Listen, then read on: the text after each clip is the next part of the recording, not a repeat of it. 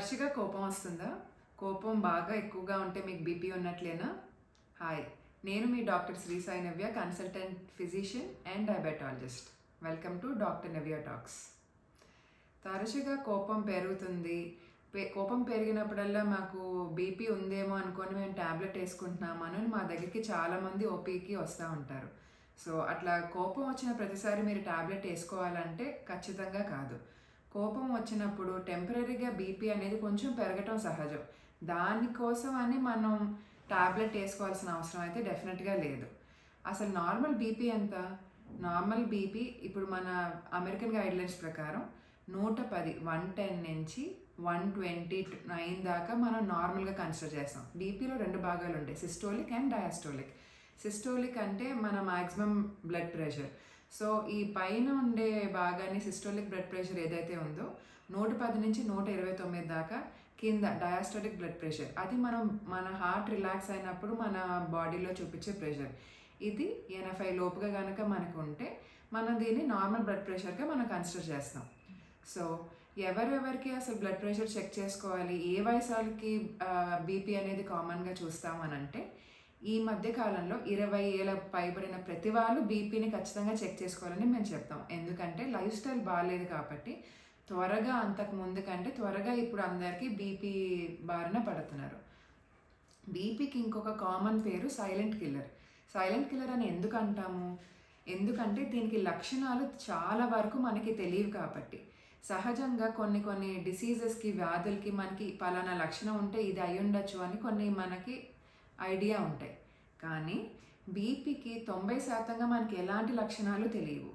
చాలా ఇందాక నార్మల్ మనం 120/80 అని చెప్పుకున్నాం.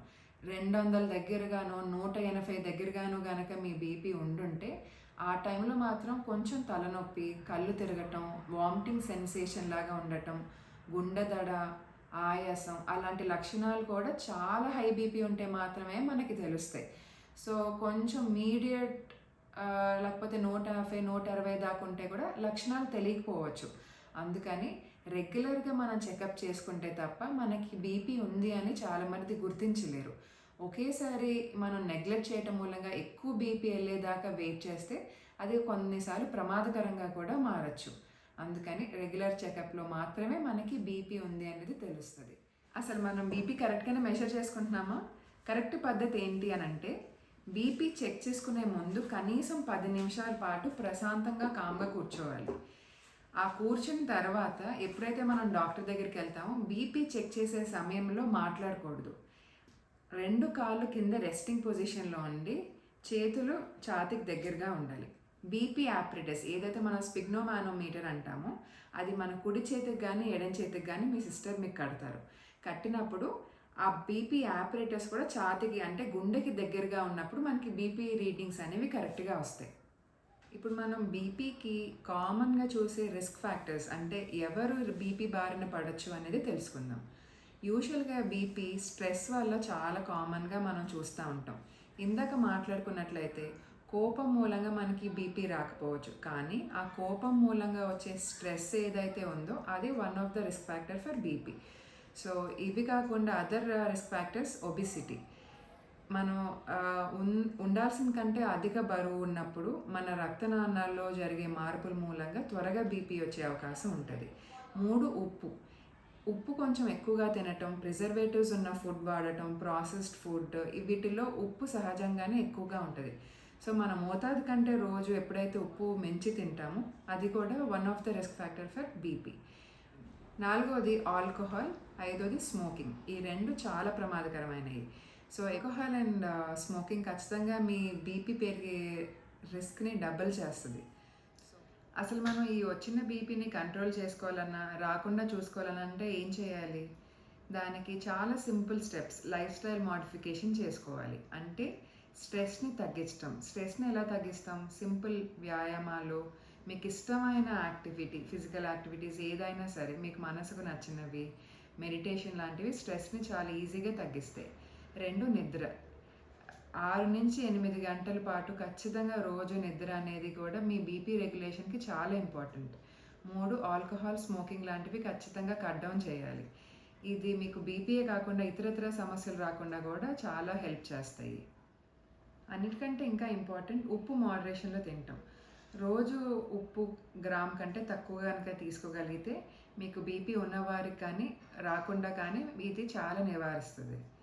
సో ఎప్పుడైతే మీకు బీపీ ఉంది అని డాక్టర్ నిర్ధారిస్తారో అప్పటి నుంచి మీ బీపీ టాబ్లెట్స్ చాలా రెగ్యులర్గా వేసుకోవాలి. చాలామంది చేసే పొరపాటు ఏంటి అంటే కొన్ని రోజులు టాబ్లెట్స్ వాడిన తర్వాత బీపీ చెక్ చేసుకున్నప్పుడు నార్మల్గా చూపిస్తే అవి ఆపేస్తాం. అట్లా ఖచ్చితంగా చేయొద్దు. బీపీ మీరు టాబ్లెట్లు వేసుకుంటున్నారు కాబట్టి మీకు నార్మల్ చూపిస్తుంది. కొన్ని రోజుల తర్వాత మీకు బీపీ తగ్గిపోయిందని అపోహతో మానేస్తే అది సడన్గా షూట్ అప్ అయ్యి మళ్ళీ వేరే ఇతరితర ప్రమాదాలకి దారితీస్తుంది. సో రెగ్యులర్గా మీ డాక్టర్ దగ్గర చెకప్ చేసుకోవటం, బీపీ మెడికేషన్స్ అకార్డింగ్లీ వాడటం అనేది చాలా ఇంపార్టెంట్. చాలా తరచుగా మేము ఓపీలో చూసే సమస్య వైట్ కోట్ హైపర్ టెన్షన్. వైట్ కోట్ హైపర్ టెన్షన్ అంటే ఏంటి అంటే ఎప్పుడైతే పేషెంట్కి నార్మల్గా బీపీ లేకుండా డాక్టర్ దగ్గరికి వచ్చినప్పుడు మాత్రమే బీపీ ఎక్కువగా చూపిస్తే దాన్ని వైట్ కోట్ హైపర్ టెన్షన్ అంటారు. ఇది ఎలా కనుక్కుంటాం? బీపీ ఎప్పుడైతే డాక్టర్ క్లినిక్ లోపల అంటే ఓపీలో మనకి ఎక్కువగా చూపించి ఇంట్లో కానీ ఓపీ రూమ్ బయట కానీ మన సిస్టర్ని పేషెంట్ దగ్గరగా పంపించి మళ్ళీ ఒక గంట ఆగి బీపీ చెక్ చేసినప్పుడు నార్మల్గా ఉంటే దీన్ని మనం వైట్ కోట్ హైపర్ టెన్షన్ అని లేబుల్ చేయొచ్చు. డాక్టర్ ఏం చెప్తారు అనే భయం, ఆందోళన వల్ల కొన్నిసార్లు రక్తపోటు ఆ కొంచెం పీరియడ్ ఆఫ్ టైంలో ఎక్కువగా చూపిస్తుంది. దీనికి ఎలాంటి మందులు అవసరం లేదు. కానీ రెగ్యులర్గా కనుక మీరు బీపీ చెక్ చేసుకుంటా ఉండటం మాత్రం ఖచ్చితంగా అవసరం. Thank you for watching. Stay healthy, stay happy. Please subscribe to doctor Navya talks.